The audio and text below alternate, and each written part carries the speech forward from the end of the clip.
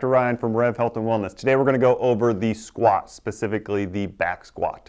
The squat is a foundational human movement. Whether you're a weightlifter, a runner, or just anyone that has to get up and down off a chair, we need to squat.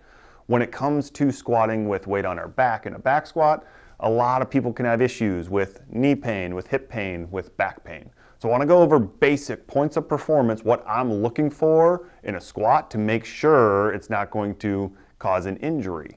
And then I also have a few common faults. So let's get into the back squat. Our points of performance, we want a braced neutral spine. So we don't want to be overarched. We don't want to be flexed forward. We need to find that middle position right in the midline.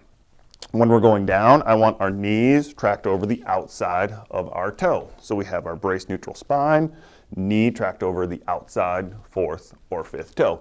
Each repetition of air squat, back squat should all look like that.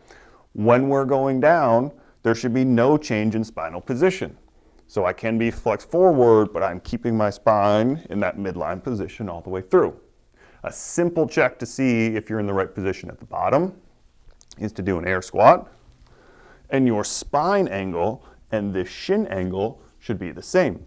When there's a balance and one is too far forward, or your spine is too far forward, that imbalance can lead to a whole host of issues. So that's some of our common faults. What do I see when I'm looking at someone's squat that I think we might want to change how they're moving their position?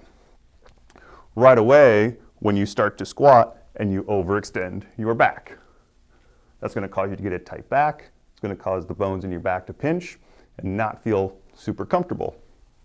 When we're at the bottom, if we lose that spine position and we either round, that can lead to a whole host of hip or spine issues. And then our two biggest faults is either being too quad dominant or too low back dominant. And here's what those looks like. So when we come down and our ankles come off the ground and we come back up, that's a very quad dominant way to squat. Conversely, if we go down and our hips raise first and stand back up with like a good morning, that's a very low back dominant way to squat. So all of those faults can be caused by either lack of mobility, lack of strength, lack of motor control. It takes a pretty complicated, but follow along and I'll have more videos on what you need to look at if you notice one of these faults in your squat.